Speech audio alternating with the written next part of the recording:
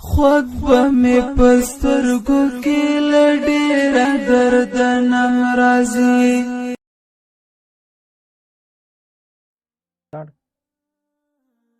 حامدا ومصليا اما بعد. زما عزیزانو، نن در سره د رجب د میاشتې متعلق څه معلومات وړاندې کوم. یقینا ډېر خلک هغه په تشویش کې پراته دي چې کله د رجب میاشت راشي نو آیا په دې کې موږ له څه کول پکار دي څه کول نه دي پکار. نو ډېر مسایل پکې داسې دي چې هغه پکې غلط مشهور شوي دي. نو نن به زه تاسو سره د هغې مسایلو او د هغې کارونو او خاص کر د رجب د میاشتې متعلق زه تاسو سره خبرې اترې وکړم او دا کمې خبرې اترې یا دا کم مسایل چې موږ اوس بیانوو چې دا صحیح دي که غلط دي، دا زموږ د علماء دیوبند د اکابرو د هغې د کتابونو مطابق او د هغې د مکتب فکر د نظریه او د عقیدې مطابق به دا وي. داسې ډېرې ډلې به وي په دې دنیا چې هغې څوک به د دې روژې فرض ګڼي، څوک به یې څرنګه ګڼي، څوک یې څرنګه ثواب بیانوي. خو به هر حال موږ به هغه د اعتدال والا او هغه د توسط او درمیانه چې کومه لار وي موږ به هغه اختیارو. د ټولو نه اولنۍ په دې رجب شروعات کې غلطه مسله چې مشهوره شوې ده هغه دا ده چې اکثر په دې فیسبوکونو باندې یا دا خلک په دې سوشل میډیا باندې یو بل ته پیغامات لیږي چې څوک د رجب د میاشتې په اولنی ځل باندې یعنی د رجب د میاشتې مبارکباد ورکي نو هغه باندې دغه دپاره جنت واجب کیږي او جهنم په حرامیږي. حالانکه دا حدیث منګړت حدیث ته د دې هیڅ ثبوت نشته. دا خبره مه کوئ محترمو، د دې نه ځان ساتئ.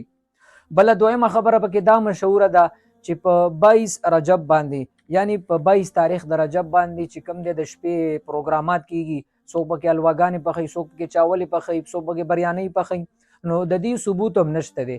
حالانکه څوک چې دا د امام جعفر صادق رحمت الله علیه د هغه د پیدایش ورځ د یاده، حالانکه زه به درته دا خبره وکړم چې د حضرت امیر معاویه رضی الله تعالی عنه کاتب وحی چې کوم دی لوی صحابي دی د نبی علیه الصلاة والسلام خاص ملګرو کې راځي، د هغه د وفات ورځ وه او دا چې کله وفات شو په دغه ورځ باندې 22 رجب ماسخوتنو نو بعضې خلک د ده چې کوم مخالفو رافضیان غونده کې چې کومو نو هغې د دې په خوشحالۍ کې چې کوم دی د شپې پروګرام برابر کړ او د شپې چې کوم دی روټۍ وکړله او خلک راوغوښتله او دعوت یې جوړ کړه. د ورځې کولی هم نه شو، بیا هم یېرېدل.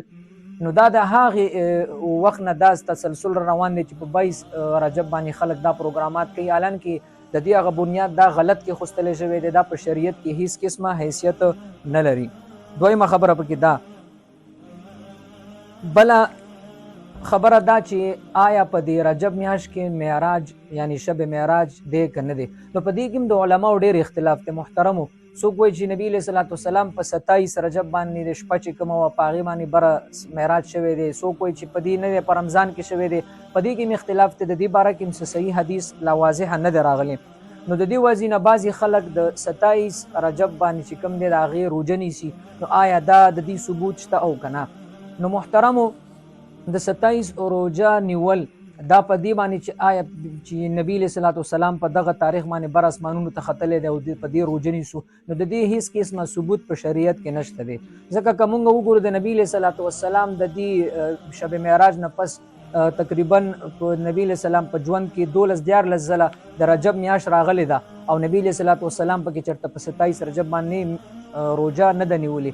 دغه رنګې صحابه هم نه ده نیولې او دغه رنګې دې باره کې داسې مستند او صحیح احادیث نشته چې په دغه ورځ باندې څوک روژه ونیسي دومره ثوابونه دي. دا هم ټیک نه ده. نو اوس په هغه دا خو هغه یو څو غلطې خبرې وي چې مشهورې شوې وي. اوس به در سره هغه خبرې شریکې کړم چې کوم صحیح عملونه وي په دې کې پکار وي. نو که هغه څوک پکې نفلونه کوي، څوک پکې منځونه کوي، څوک پکې صدقات خیرات کوي او څوک پکې روژې نیسي، بالکل یې نیولی شي. خو وخت په خاص کوي نه به یو ټایم ولا خاص کوي، نه به ولا چېرته شپه خاص کوي. بس بېشکه هر قسمه صدقه هم پکې کولی شي، خیرات هم پکې کولی شي، روژې هم پکې نیولی شي.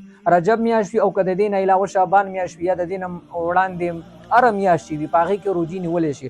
خو په دغه نیت به یې نه نیسي چې دا د رجب میاشت او په دې کې روژې نیول دا لازمي ده او دې باندې به موږ ته ثواب میلاویږي. دا وغه نه. دې باره کې چې کومې خبرې تاسو اورېدلي ده هغه اکثر منګړتې دي. دومره خبره ده چې د حضرت انس رضی الله عنه نه روایت دی هغه فرمایلی دي چې کله به د رجب میاشت راتله نو د نبی له سلام نه دا یو کار ثابت دی. هغه به صرف دا دعا فرمایله چې اللهم بارک لنا فی رجب و شعبان وبلغنا رمضان. یعنی الله تعالی نه به سوال کول چې مونږ ته په رجب میاشت کې برکت واچي او په شعبان کې یعنی برکت په دې معنی واچوي چې مونږ رمضان ته ورسو، د رمضان کې بیا ډېر عبادت وکړو. نو دومره خبره د نبی له سلام نه ثابته ده او نور خبرې د دې باره کې چې کومې مشهورې دي هغه منګړتې دي. نور چې څومره عبادت کې نفلونه کې تلاوتونه کې روجي نیسي نیسه پکې، خو تخصیص او داسې خاص کې به نه چې په دغه ورځ باندې او د رجب میاشت او په 27 رجب باندې او په شلم رجب باندې او په 25 نه دا پکې نشته چې کله یې نیسي روجه نیسي بغیر د تخصیص نه. نو محترم دا د رجب متعلق بعضی ملګرو وینا کړې و چې د رجب متعلق پکې بیان برابر کړي، نو پکې مونږ تاسو سره شریک کړل، نو په خپل هم واوري او نور ملګرو سره هم دا شریک کړي. واخر دعوانا ان الحمد لله رب العالمین.